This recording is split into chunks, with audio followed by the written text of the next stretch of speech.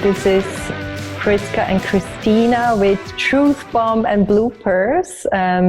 We started this new sharing of our conversations podcast series where we try to talk about the themes that we experience with our clients and students and which are present in the moment. These are subjects, but also energies we feel and everything that's going on right now. And we are in a very special situation where we're all forced to find new structures within this chaos. And today we would like to share with you our own reflections, what we see from our clients and students, and give you as many tools as possible to go to find new solutions for yourself to try out maybe. Perfect. Thank you so much for doing the introduction. You're so good at that. So yeah, it's a very, very special situation, especially for the people who really are in a quarantine or cannot leave the houses. And please do stay home to like really flatten that damn curve. And I think you too, Christina, you're actually under a lockdown. You don't go out to meet other people. You're just you and your family, right? Yes. At the moment. Same here. I'm in the Netherlands. We would be still allowed to, sorry, you're in Switzerland, yeah. So we're in two different countries for the people who don't know yet. And so we're both like kind of locked in with our families, and there are some, some interesting dynamics that are happening for us, but also for our clients that we're working with. And Christina, maybe you can talk a bit. I mean, like you're an artist and you're a coach and you're a yoga teacher and you're so much. I don't even know what you all are. You're just everything. But how are you handling, or are your clients handling these things, the struggles of being stuck at home? Do you see something happening special with them, especially as an artist? I mean, like this is very difficult because so I'm actually glad right now to have all these different sources of income, because some are really working with people in the room or as a choreographer, and we cannot have any performances right now. So this part, I don't know how it's going to evolve. And then teaching some of my private yoga teachings, and also some group yoga groups I have just taught via Zoom, which I can highly recommend for yoga or even dance. Some dance teachers are teaching through Zoom. You have to get used to it, but so I can really recommend it. You too.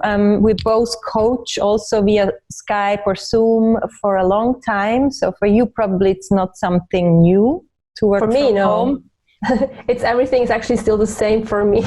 Yes. Yeah, exactly. Yeah. So I still can see my clients through Zoom.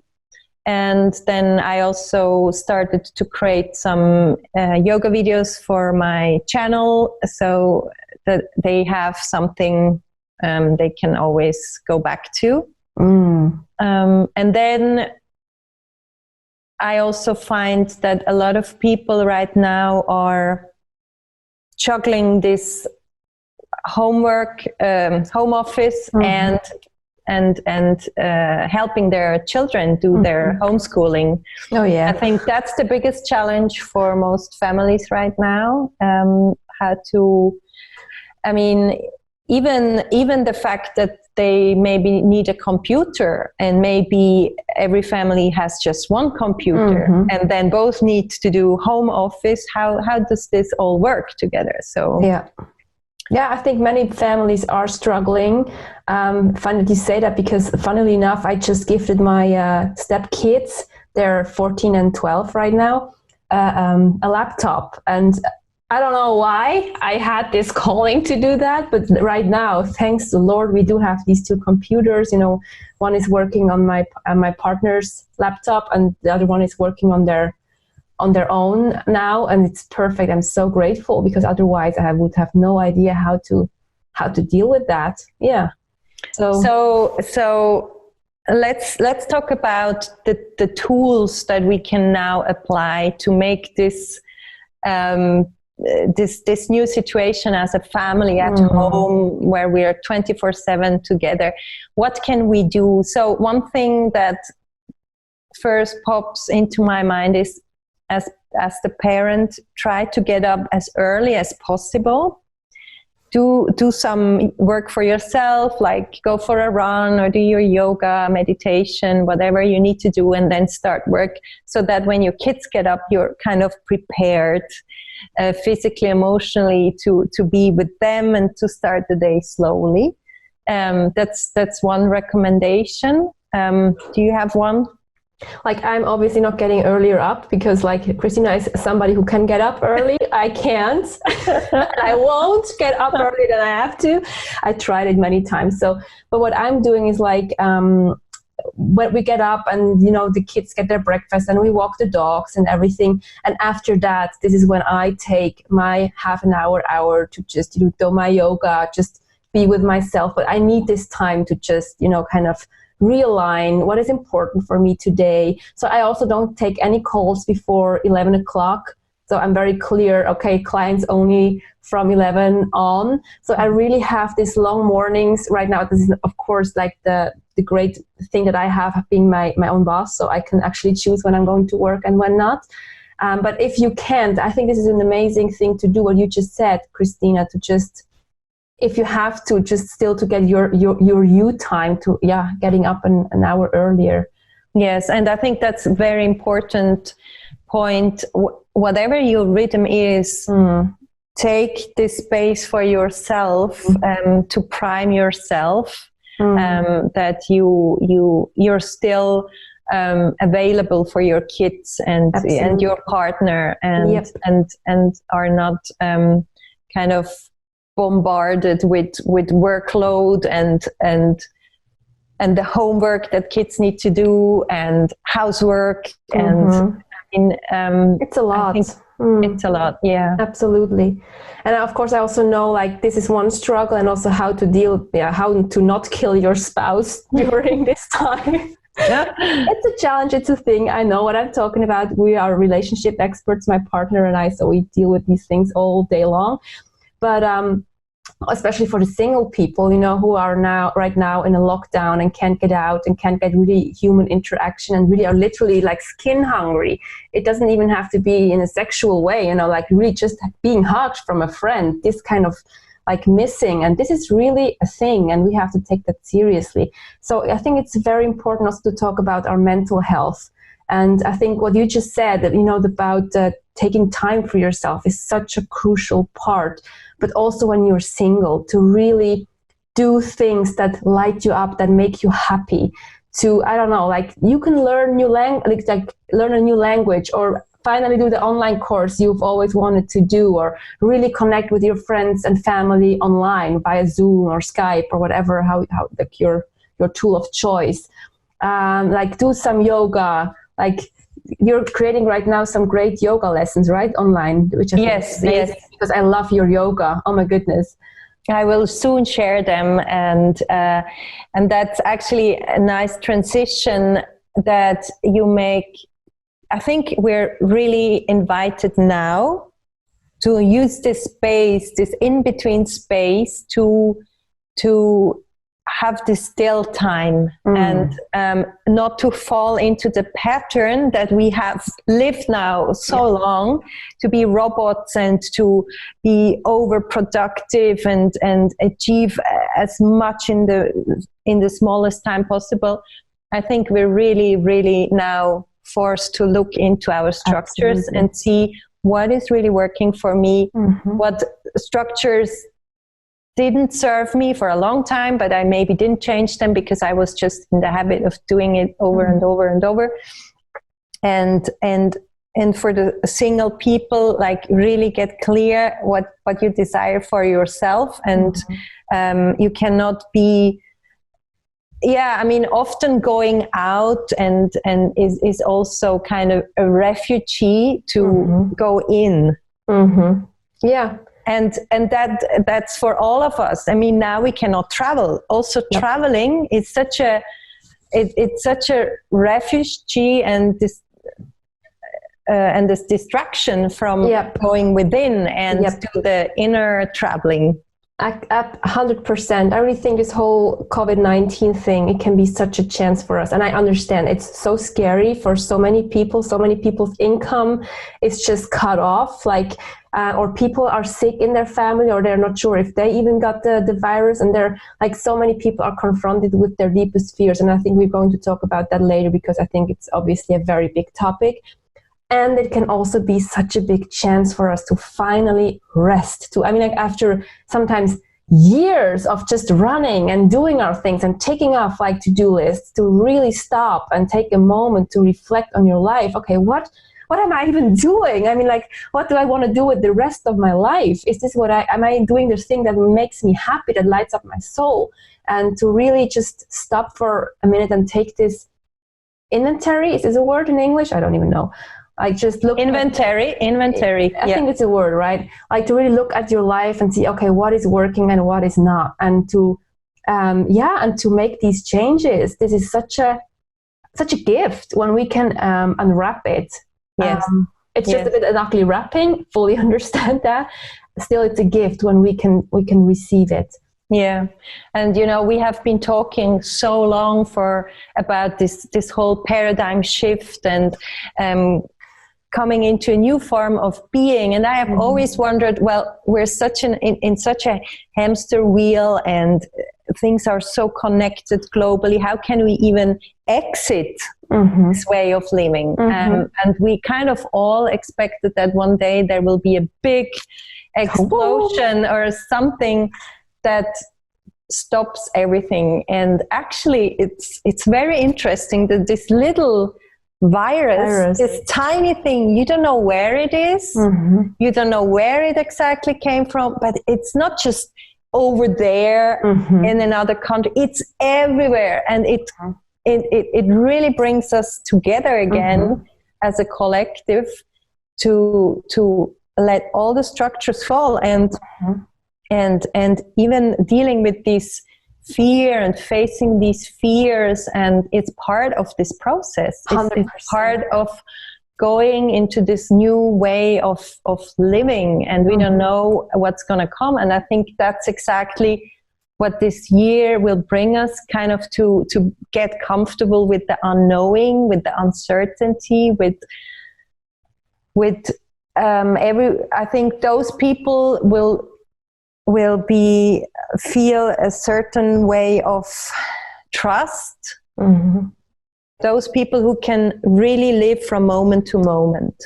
That's the only way to live right now, right? Because you have no idea what's going to happen, how it's going to be with the economics, like everything that you have planned, you don't know, like, you just don't know. Period.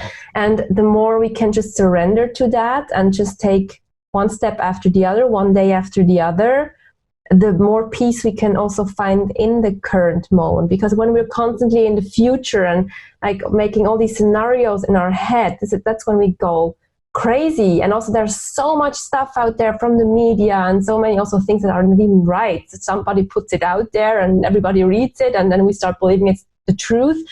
So you can really get mad about these things. But if you can just, it's okay to really get the news that you need from a source that you can trust, but also to have good boundaries up and to really focus on, okay, what do I need right now, and how can I live still a good life within the boundaries that I have.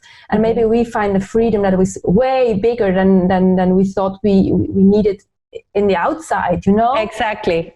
I mean, the biggest fears are probably around money, around food, toilet paper.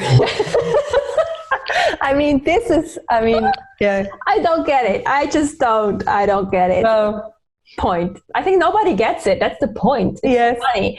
Like, why toilet paper? I mean, there are even other solutions for toilet paper. There are. But like when we wrap it all together, it's about safety, right? Like yes. Really, it's very clear about just pure survival safety. And this is like such a big human need that everybody has on the pyramid. It's like the basics.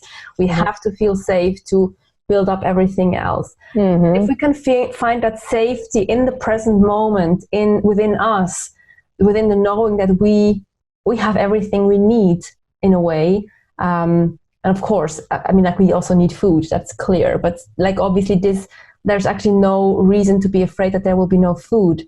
Because also in China, they were now, I think for months, they had this situation and they never ran out of food or water. So they all still had these kind of supplies. But still, there are these fears out there. But if we can find that place of peace within us and the present moment, and we will fall out 1,000 times a day, it's totally fine. But when we can take ourselves back and have like these tools to really find that inner peace, we're really free. Yeah. And I think so much stronger. Sorry, I fell into your word. No, I think a lot of it is triggered by really old habits. Like, I don't know, from world wars, where just the stories in our mind and in our DNA, right? It's lived in our DNA. Yes. But the thing is, when we have survived that, it's also within the solution is also within our DNA. How our ancestors survived these things, these mechanisms are also within us. So that's good news. Our system is totally capable of dealing with extreme situations. And I mean, you could also fast for a while. It would probably really support your cleansing system and many other things that we think we need. Do we really need it? And I think that's something that became more and more present in the near past, like minimal living, stop plastic, come back to nature, all these things that are rising up more and more now. This time really supports 100% even more. Yeah, and we can already see how Mother Nature is like taking a deep breath of fresh air with all the traveling that has stopped, with all the ships, the shipping, like the fishing, everything that has stopped. Like there's so many beautiful things that we can also see that are happening. I mean, like what Greta Thunberg was fighting for, all of a sudden we're listening.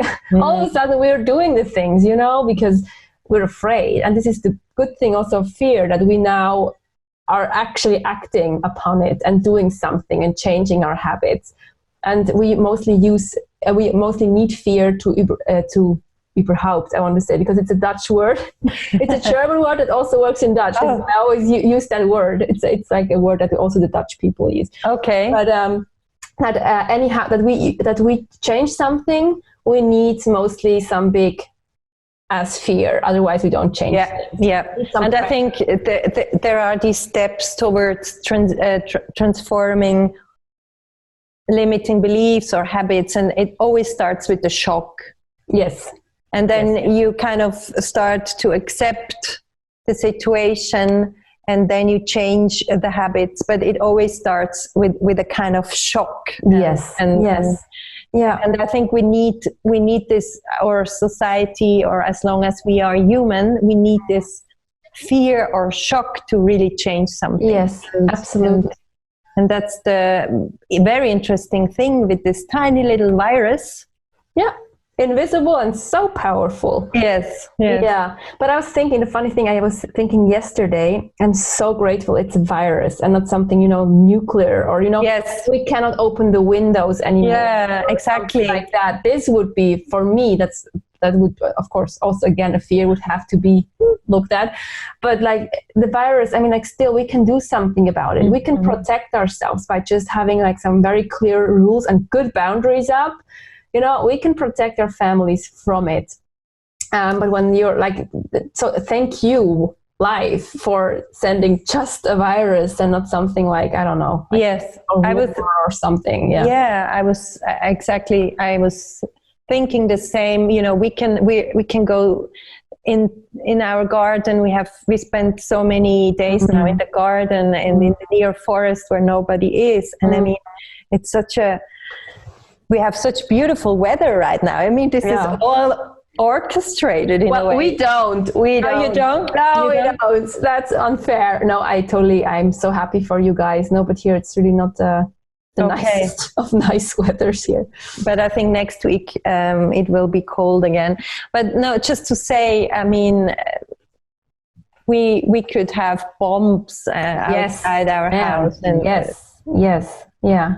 Like putting things in perspective, right? Exactly. And treasuring this time of being within the family and really finding new ways of being together.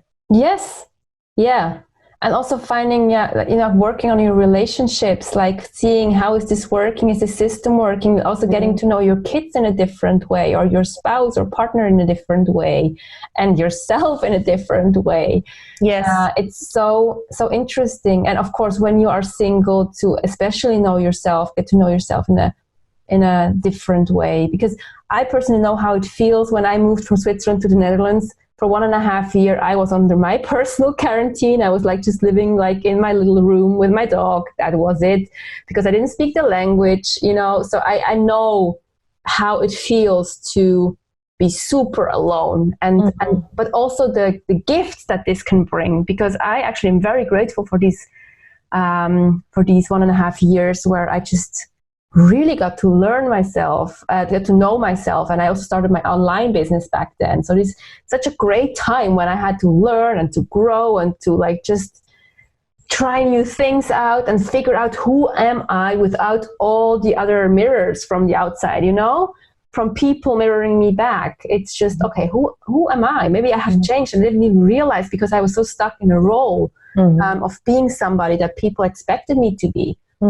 So it can be a very, very interesting time to also define more, who do I choose to be in the world? Yeah, exactly. Yeah. And how you manage your own rhythm and time. Yes. And I mean, it's interesting when before it was a struggle to have some home office days for most jobs. Now it's possible, you know, and I think it was also so beautiful to see within the first days of the let's say lockdown, how many online community work suddenly popped up. So many people were offering online versions, and that's just a really nice feeling to know we're all in this together, and we're helping each other. Yes, that's a good thing that you mentioned that too, that people helping. I mean, also when you can, please help other people. It makes you feel better for sure. And also it's just so beautiful to see how people are offering things, and, also for elderly people to do groceries for them. Or my friend, she's under quarantine because her colleague was sick. So she's under quarantine, and somebody she doesn't even know, the people are bringing her food in front of her door. It's so beautiful. Yeah, and we're also see that everywhere. Yeah, that's also happening here, and we are also buying food for our neighbors and parents who are older, and that's these are already new ways of living. Right. I really believe we have a chance to change the world with this. I really hope, pray that. And I also believe it actually, that the world will not be the same after Corona anymore.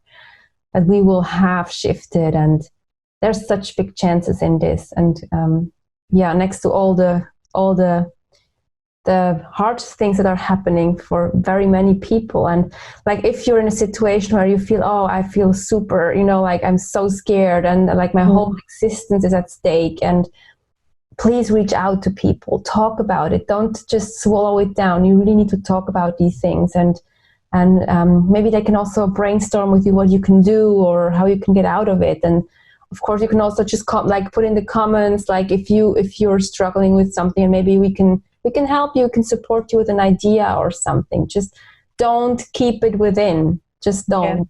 important to share, to see, you know, like you're not in this alone. So many people out there are struggling. And we know, Christina and I, we're very privileged, in a very privileged situation. I do have an online business. You also have partially already had one, and now you're building up, like, or building out more. Yeah, exactly. So we know that we have there some privilege. And I mean, like, I used to be an actress. I know that, for example, so many, and Christina's a dancer. So what she said in the beginning, she cannot go on stage. She cannot choreograph like shows right now. It's hard if you're an artist right now in the world and you cannot do your work and you're just like penniless. Actually. Yeah, and still there, I think there are solutions. There are with everything, and I think it's part of what we said in the beginning. Right now there is a huge collective field of fear that we're feeling, and sometimes it brings up our own deepest fear, like our existence and our purpose, and how and just the fear about change. Yes, 100%. And our instinct automatically always resists change in the beginning. We kind of push it away, and that's a very normal thing.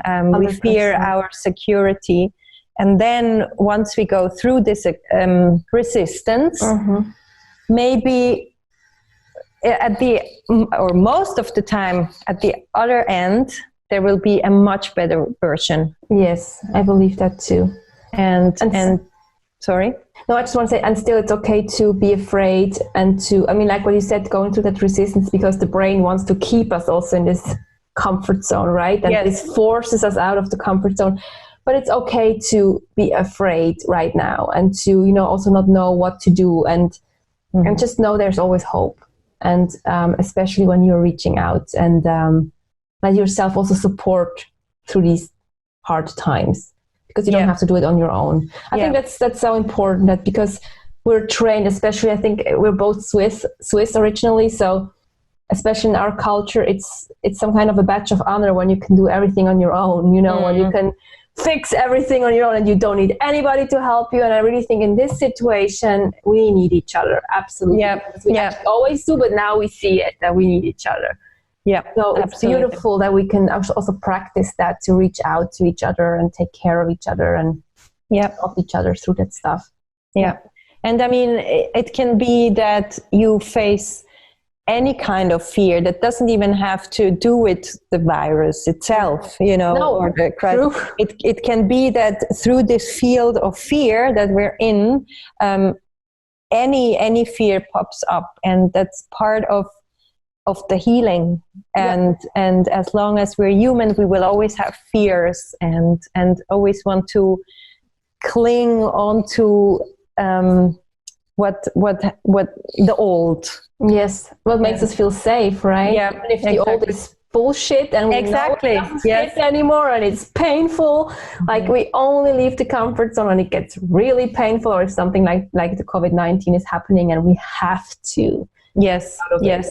And I mean, how many times did we pray for more time and for more stillness? And I mean, it's already the normal to say, I'm so busy, and we're so stressed, and now creating this new online course or whatever, it's really a chance to be in the stillness and to feel a new way of being.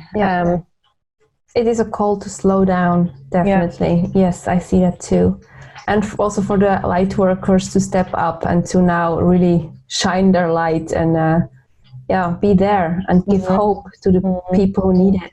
Yeah, and I will also want to come back to the families, you know, also for your kids. Really just enjoy your kids. I mean, there's so many times they're in school and you don't see them, and you're kind of sad that they're growing so fast, and now they're here. Do they really need to have their homework the whole day structured? what if we just let them also enjoy this moment and find and they can find a new way of being more their own teachers. Beautiful. And I think they will probably be even more productive that way. Yeah. Or that's what I have observed. Yeah. I think it's a nice wrap up for this episode. If you agree. Yes, I think we already talked quite a while.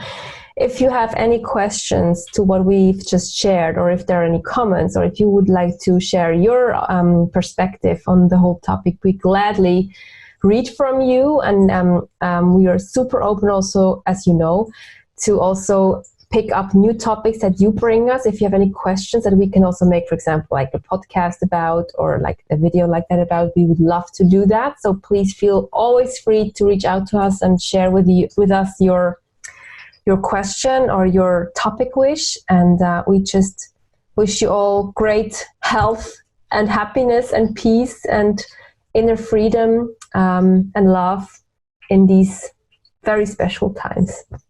Yes. And just go in and enjoy this, as you said, very special time. And accept that fears will come up.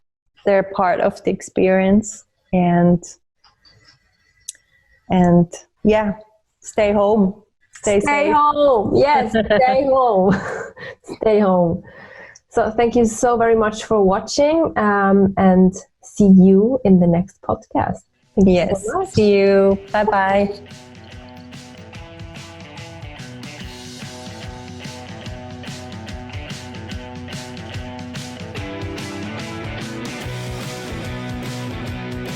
Wir haben sogar Ade gesagt. Oh, warte, stopp. Ade. Soll ich stoppen? Ja.